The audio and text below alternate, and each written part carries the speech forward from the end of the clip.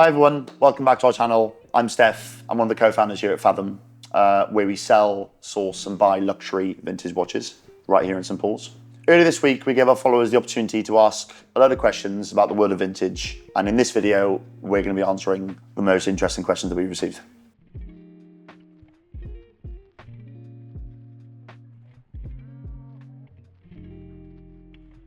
So the first question is, where did the name Fathom come from?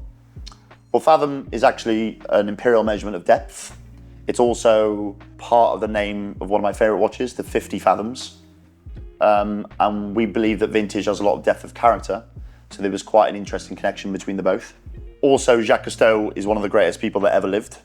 And he had a personal bathoscarf that he used to film a lot of his underwater videos called the Denise SP350. And our logo for Fathom is a slightly abstract version of that bathoscarf. So it's not a turtle, unfortunately, and it's not a landmine, but close. So the second question is, what's the most expensive watch we've ever sold at Fathom? It was actually relatively recently. It just pipped our previous record of 70,000, but this watch was 75K, and it was a 6265 Big Red Daytona that we sold relatively recently. So what is the most common mistake people make when buying their first vintage watch?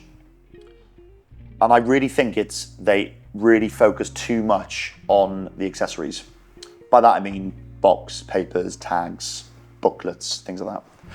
We so often see people who come into part exchange a watch here that have bought their first vintage watch and it's been a full set Rolex. And they come in and I look at the watch, case is over polished, it's got non-original parts on it, but it's full set.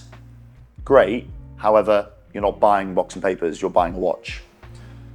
And the reality is, you want to buy the best example of the watch that you want to buy for the budget that you have. If that budget also includes you buying an exceptional example and the box and papers, great. It will always be worth more money with box and papers. It's completely relative. Full set is worth more than a watch only. However, a perfect watch only, in our opinion, is worth a lot more than an average example with box and papers. On our descriptions, we get asked a lot about what does SD mean, amplitude and beat error. So SD is seconds per day. It's how accurately the movement is keeping time and how well the movement is regulated. So amplitude, by definition, is the measure in degrees of the balance wheel as it rotates in both directions. The outcome of low amplitude is that there is less power going to the escapement, so you often get low power reserve, which means the mainspring is probably on its way out or the movement is very dry. So a good amplitude, 220 plus, is normally okay. Thirdly, beat error.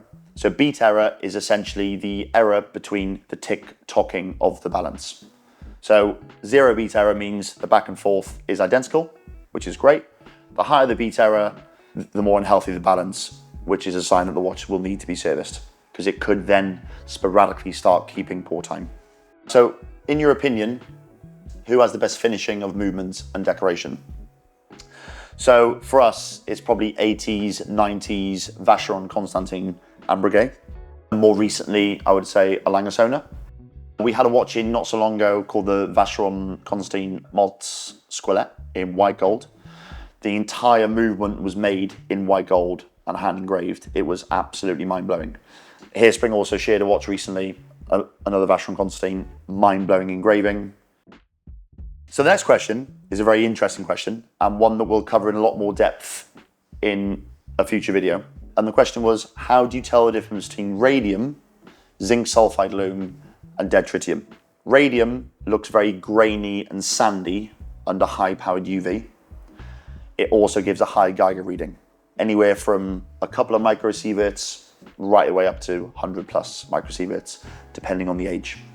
The closer you get to 1960, the less radium that's in the dials, the lower the reading. It has some luminescence when you shine a high-powered UV over it, not as much as zinc sulphide. So zinc sulphide-based tritium normally stays relatively greenish. It never goes quite creamy. Also, extremely high UV reaction when you shine UV over it, and it tends to be very puffy in texture. Dead tritium came in around the late 60s. Dead tritium has virtually no glow or very little glow under high-powered UV. So when you shine a 360 lumen light over it, you'll get some speckles, and that's pretty much it. Dead tritium varied from decade to decade. Again, we're going to talk about that in another video, but a simple rule is under high-powered UV, radium, aside from emitting a high Geiger reading, will look very grainy and sandy with some luminescence.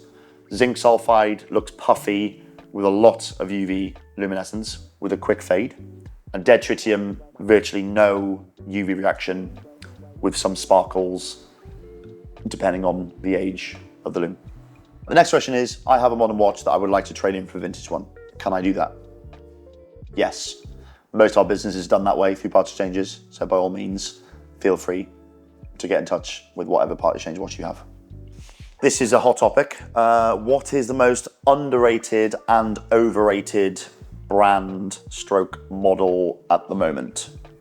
Again, this is all opinion, so take it with a pinch of salt. But I would say most underrated brands are IWC, Blancpain, Zenith, in that order, then Chopard last.